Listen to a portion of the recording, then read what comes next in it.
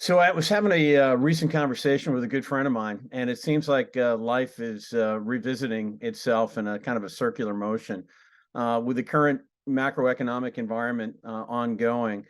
It seems like everybody's been asked to do more with less. And the thing in the IT organization that always comes through is you got to do more with less, and you can't change the service level to the business unit.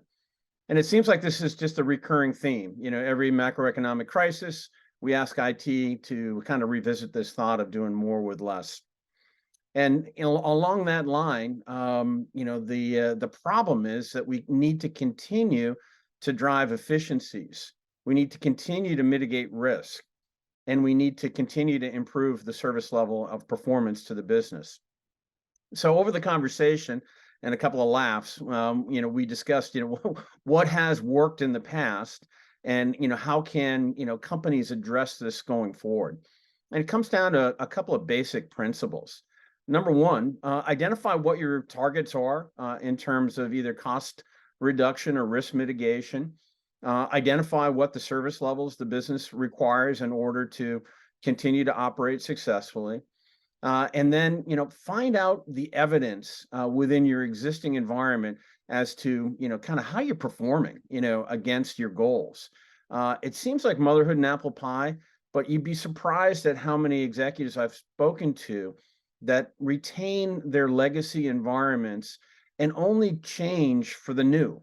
So, like most of us, we have kind of a 3-year IT optimization life cycle. So if you're a 10-year-old company, you're on your fourth iteration of kind of new, better, best technology.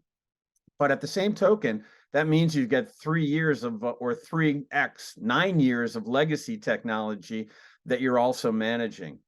So what we discussed is, really what you need to do is discover what your existing environments have in terms of efficiencies or inefficiencies.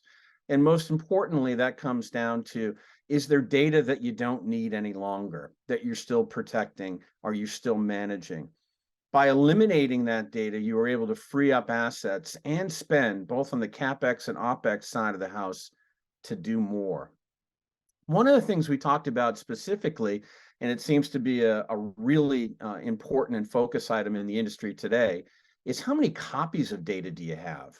I remember back in, the late 90s and 2000s, the idea of creating copies of data to improve production workflows, to improve data protection and data recovery was really, what the industry was focused on. We found out through talking to the analyst community and talking to customers that most customers have 8 to 11 copies of data in their environment when they only need 3: one production, one backup, and one DR. If you were able to eliminate 8 copies of data, you'd be able to create a 70% improvement in your cost effectiveness on that legacy portion of your data. If you're trying to increase performance and you're trying to do it with a kind of a one size fits all approach, that's another issue. There's so many copies, and coming out of the pandemic, for example, how many Zoom recordings do we have currently in our environment that we actually don't need any longer? By eliminating data, by identifying data that you no longer need, and either moving it out and deleting it in a protected environment, or actually moving it to a less expensive storage media like object storage, either on-prem or the cloud, you're able to drastically improve the overall budget effectiveness of your storage environment. And then the last thing that we kind of, mused about, and it's one of those things that, everybody doesn't want to talk about, and that is the risk associated with unprotected data or data that is potentially exposed to folks that shouldn't have access to it. So, understanding, are there open shares out there? Understanding, do you have employees that have left the business, but their data is still available to the company and to potentially others? Do you have lots of information associated with your brand, such as social security numbers or other privacy slash sensitive data that you wouldn't want a nefarious party to have access to?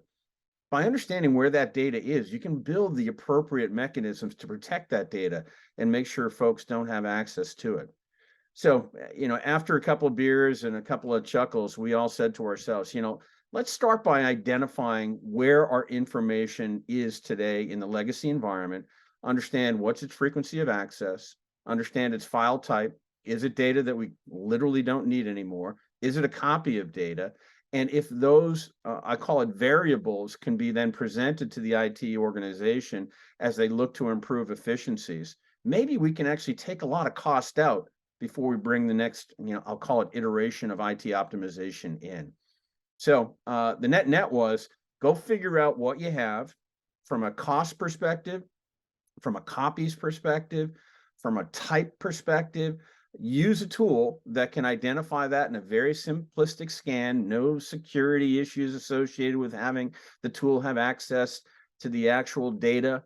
This is a metadata level scan, and then go provide your IT organization really the view into the legacy environment as to what should happen to make our business perform better without spending more money.